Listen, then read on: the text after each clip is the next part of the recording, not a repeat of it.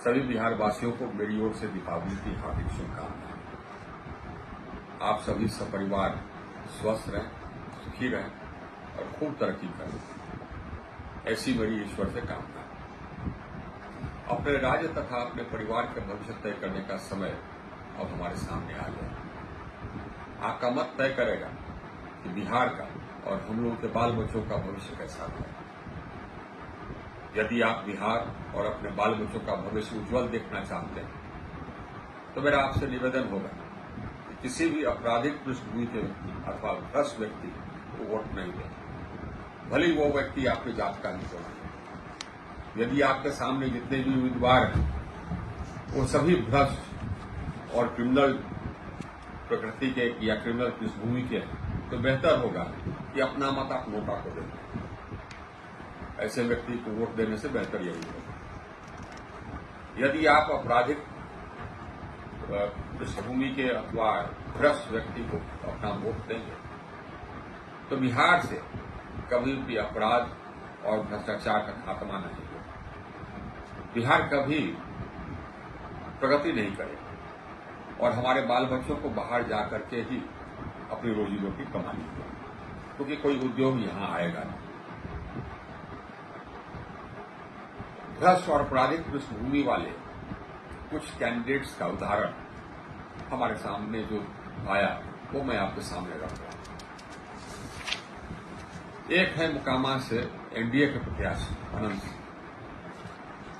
इन पर हत्या, नरसंहार और अपहरण के कई आरोप, गंभीर आरोप लगे। इन आरोपों के लिए जेल में भी रहे।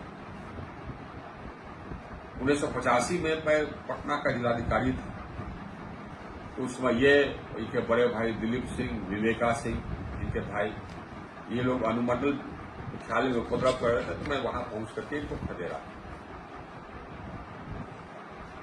मुकामा से ही आरजेडी के प्रत्याशी हैं सूरजभान सिंह की तरफ। मैं गृह सचिव बिहार था, उस समय सूरजभान सिंह बिहार के नंबर 1 डॉन जाने जाते थे। 2-3 राज्यों में इन पर हत्या इत्यादि के, हत्या, नरसंहार, अपहरण इत्यादि के मुकदमे रहे। मैं जब गृह सचिव था तो उस समय मैंने नालंदा के एसपी को कहा था किसी भी परिस्थिति में इसको गिरफ्तार करना है, और ये इसको गिरफ्तार करने में हम लोग सफल हैं। ये स्वतः चुनाव नहीं लड़ सकते हैं मुकदमों के कारण, आपराधिक मुकदमों के कारण, तो अपनी पत्नी को गिरफ्तार किया। नवादा से एनडीए के प्रत्याशी, आपको आश्चर्य होगा, राजवल्लभ यादव की पत्नी। राजवल्लभ यादव बलात्कार के पॉक्सो एक्ट के अंतर्गत आरोपी है। ये खुद चुनाव नहीं लड़ सकते हैं तो अपनी पत्नी विवाह जरूर करा। विडंबना तो यह है कि गया में प्रधानमंत्री के सभा के दौरान कुछ व्यक्ति, पार्टी के कुछ लोग, इनके पत्नी को मंच पर ले जाकर के उनका माल्यार्पण प्रधानमंत्री से कराया। ये शर्म की बात थी। रघुनाथपुर से आरजेडी के प्रत्याशी हैं शहाबुद्दीन के बेटे ओसामा। शहाबुद्दीन एक दुर्दांत अपराधी थे, वो पूरा बिहार जानता था। इन पर हत्या के कई आरोप थे।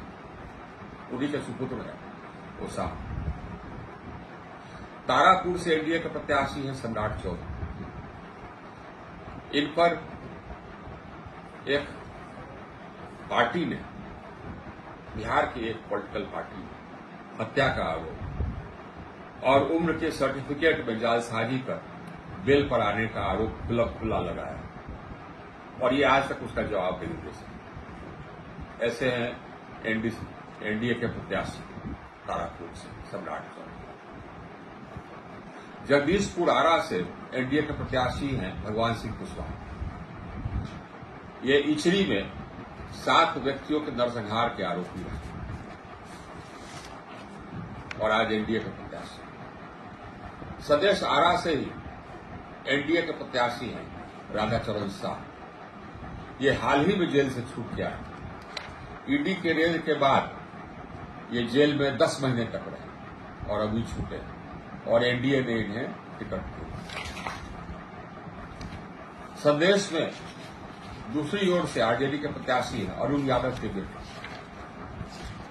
अरुण यादव भी बलात्कार के आरोप में फरार रहे।